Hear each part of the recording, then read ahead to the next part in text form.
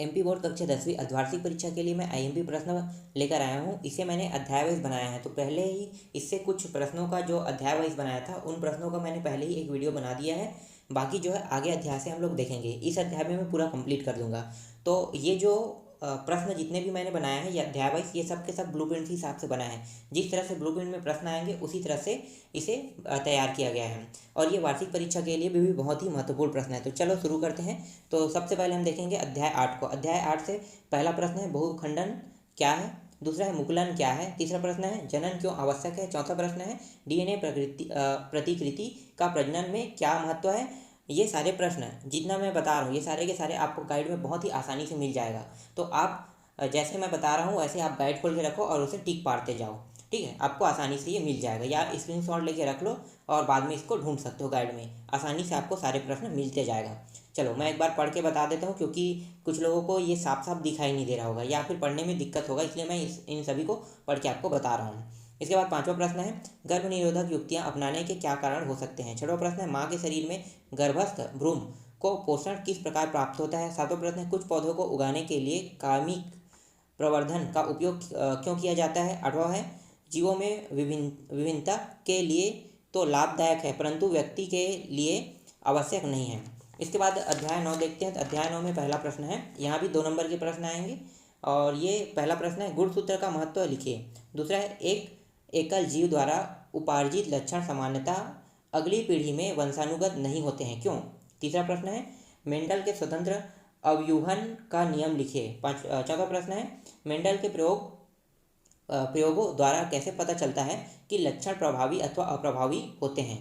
पांचवा है अप्रभावी लक्षण किसे कहते हैं। छठवां प्रश्न है एक संकरण क्रॉस क्या होता है। सातवां प्रश्न है लिंग निर्धारण में गुणसूत्र की भूमिका को समझाइए। आठवां है मेंडल का पृथक्करण का नियम समझाइए। इसके बाद देखते हैं आगे अगला अध्याय।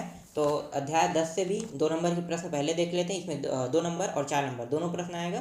पहले हम 2 नंबर के प्रश्नों को देख लेते हैं। अपवर्तनांक से आप क्या समझते हैं। दूसरा है गोली दर्पण की वक्रता त्रिज्या को परिभाषित कीजिए। तीसरा है गोली दर्पण की फोकस दूरी को परिभाषित कीजिए। चौथा है हम वाहनों में उत्तल दर्पण को पश्च दृश्य दर्पण के रूप में वरीयता क्यों देते हैं।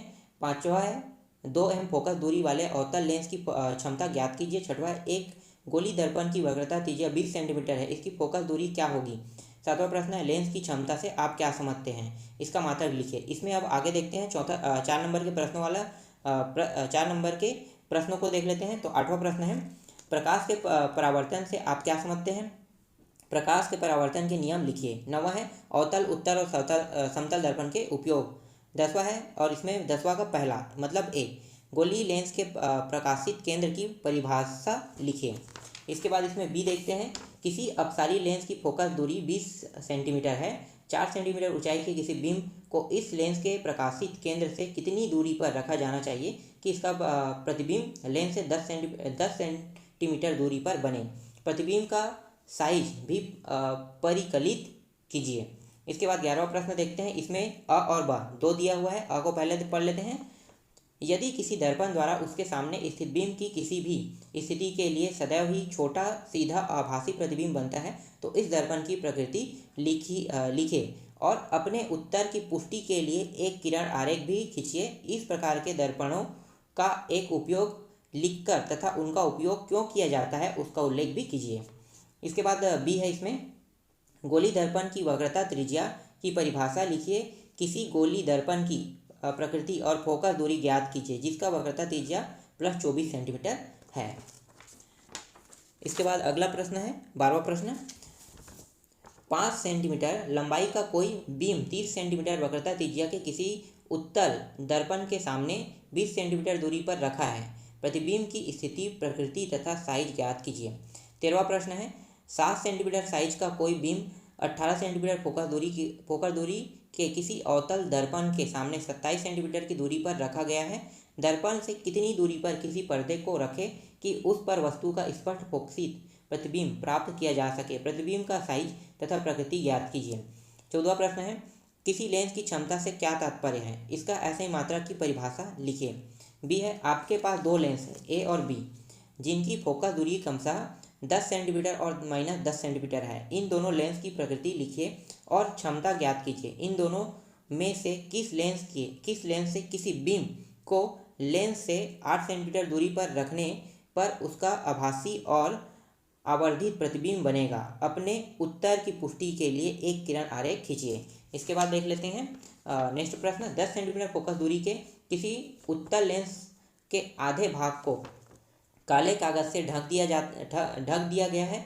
क्या यह लेंस 30 सेंटीमीटर दूरी पर स्थित बीम का पूरा प्रतिबिंब बना सकता है? अपने उत्तर की पुष्टि के लिए एक किरण आरेख खींचिए।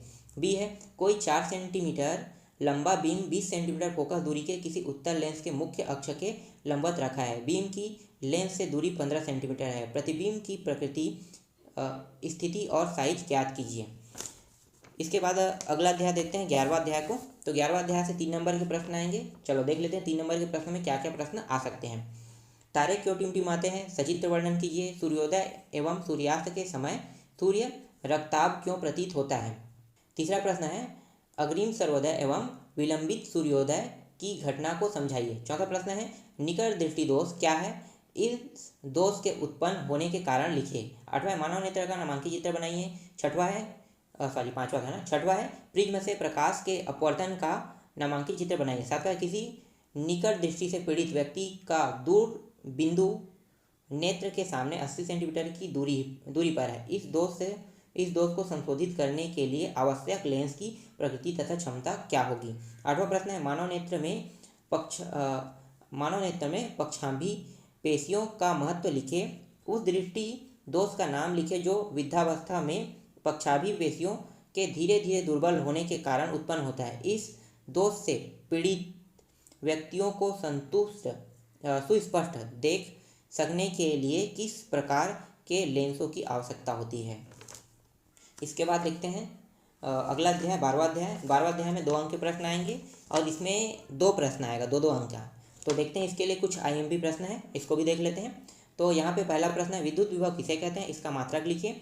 विद्युत प्रतिरोधक किसे कहते हैं? इसका मात्रक लिखिए। विद्युत धारा के ऊष्मीय प्रभाव के अनुप्रयोग लिखिए। चौथा है, फ्यूज वायर किस प्रकार विद्युत उपकरणों को नष्ट होने से बचाता है?